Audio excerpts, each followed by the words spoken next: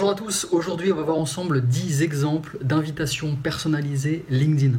Alors, on va expliquer justement qu'est-ce qu'il faut rédiger pour justement réussir son invitation. Je vous avais donné dans une autre vidéo justement comment réussir votre invitation, pourquoi il faut la faire, pourquoi il faut la personnaliser pour obtenir entre 60 et 80% de taux d'acceptation. C'est beaucoup plus intéressant de personnaliser votre message, de donner un point commun, d'être proactif, d'aller vers la personne, lui expliquer qui vous êtes pour engager la conversation ensuite. Donc, tout de suite, on voit ensemble 10 messages selon différents contextes. Si vous connaissez la personne, si vous êtes intéressé déjà à son profil, si vous avez échangé ensemble sur LinkedIn ou sur d'autres réseaux, on va voir tout ça dans cette vidéo. Pour ceux qui ne me connaissent pas, je suis Alexandre Thoron, je suis expert et consultant en acquisition digitale pour aider du coup les coachs, les consultants et les indépendants à trouver facilement des clients grâce à LinkedIn. Donc dans cette chaîne, je vous apporte énormément d'informations sur la prospection LinkedIn, savoir vous positionner, trouver facilement des prospects, des contacts pertinents, optimiser votre profil, la stratégie de contenu, aller démarcher facilement et entrer en conversation avec des clients. Donc suivez la chaîne, vous aurez énormément d'informations. Premier exemple, si la personne est dans ton cadre de travail, c'est-à-dire que tu la côtoies déjà, tu travailles avec elle sur d'autres sujets. Ça peut être aussi quelqu'un qui s'est déjà engagé avec ton contenu. Par exemple, elle a liké, commenté tes posts. Donc là, tu vas pouvoir lui dire « Bonjour Julie, j'ai vu que tu avais liké mon post ou mon commentaire sur tel sujet. Voilà, merci beaucoup. J'aimerais donc t'inviter dans mon réseau. À très vite. » Voilà, très simple. Vous rappelez encore le point commun, le motif et basta. Si par contre c'est dans une démarche d'acquisition, c'est-à-dire d'aller optimiser, d'aller développer en fait son networking, d'aller augmenter le nombre de personnes que vous avez dans votre réseau, là ça va être du coup une démarche plutôt d'acquisition et là vous ne connaissez pas du tout la personne. Donc là il va falloir justement utiliser soit des éléments qu'il y a sur son profil, par exemple une ville qui a retenu votre attention, que vous connaissez, et donc vous dites tiens justement j'ai de la famille dans cette ville ou je vais régulièrement en vacances dans cette ville. Voilà, ça me fait plaisir, j'aimerais donc t'inviter dans mon réseau.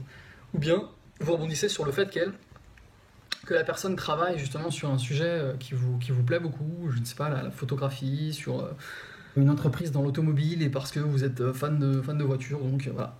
Essayez d'utiliser en fait n'importe quel prétexte, n'importe quel élément de son profil pour rebondir dessus et montrer que ça vous intéresse, que vous avez regardé son profil et que du coup, voilà, il y a des points de synergie entre vous, de convergence. Ça peut être toujours intéressant de rebondir dessus, ça permet de briser la glace et d'avoir un sujet de discussion pour votre conversation plus tard. Vous pouvez aussi, par exemple, rebondir sur des intérêts qu'elle a, c'est-à-dire des hobbies, si elle les a entrés en fait dans son profil, les compétences. Donc par exemple, voilà, j'ai remarqué que vous aimiez bien la danse, voilà, moi aussi, que vous aimez bien le sport extrême, voilà, moi-même je fais du sport extrême depuis tant d'années. Voilà. Essayez de trouver n'importe quel élément qui permet de rebondir, qui montre vraiment que vous êtes intéressé à la personne.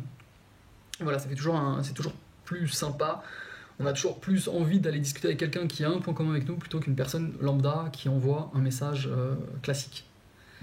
Sinon, vous pouvez aussi justement partager le fait que vous avez la même passion, le même intérêt, les mêmes valeurs, le même métier. Ça peut être aussi un élément. Par exemple, bonjour Julien, nous sommes tous les deux dans le développement commercial pour l'industrie automobile. J'aimerais donc t'inviter dans mon réseau. Voilà, très simple. Ou bien, bonjour Emmanuel, j'ai vu que toi aussi tu habitais sur Nantes. J'aimerais donc t'ajouter dans mon réseau LinkedIn. À très vite, Alexandre. Voilà. Très simple, très court. Vous mettez la personnalisation, par contre, vraiment, vous mettez bonjour avec le prénom. Toujours plus sympa de recevoir un message avec son prénom plutôt que monsieur avec le nom de famille. Dernier élément, si vous avez déjà discuté avec la personne sur un autre réseau, si vous avez déjà discuté avec elle, par exemple sur LinkedIn, mais que vous n'êtes pas encore en contact avec elle, si vous avez déjà échangé par mail, si vous l'avez trouvé sur Facebook, dans un autre groupe Facebook, dans un groupe LinkedIn, utilisez cet élément, mettez-le en avant. Nous sommes dans le même groupe Facebook sur tel sujet. Je trouve donc que ça a du sens que l'on se connecte. J'aimerais donc t'inviter dans mon réseau. Voilà, utilisez n'importe quel sujet. Le plus important, c'est vraiment de donner seulement un point commun, un élément qui vous lie entre vous, et de donner le motif, expliquer que vous souhaitez rajouter la personne dans votre réseau. Voilà, basta. C'est tout. Dans un autre message, quand la personne aura répondu, là, vous pourrez expliquer ce que vous faites. expliquer, voilà, lui poser des questions, savoir pourquoi elle est sur LinkedIn, quelle est exactement son activité, voilà. Et là, échanger. Vraiment, le message de connexion doit être vraiment très très simple. J'en ai fini. C'est tout. Vous avez du coup 10 exemples de messages d'invitation, de messages de connexion LinkedIn. Je vous donne beaucoup plus d'éléments aussi dans les commentaires. Je vous mets les différents articles qui vont pouvoir vous intéresser, c'est-à-dire comment ajouter des emojis LinkedIn, parce que ça permet aussi d'égayer, d'illustrer vraiment vos propos, que ce soit beaucoup plus agréable à lire. Les petits emojis, donc les smileys, que vous allez pouvoir utiliser dans vos messages de connexion, mais aussi dans votre contenu LinkedIn. Donc je vous mets un article en commentaire où vous aurez toutes ces informations-là, comment les utiliser, où les utiliser et pourquoi.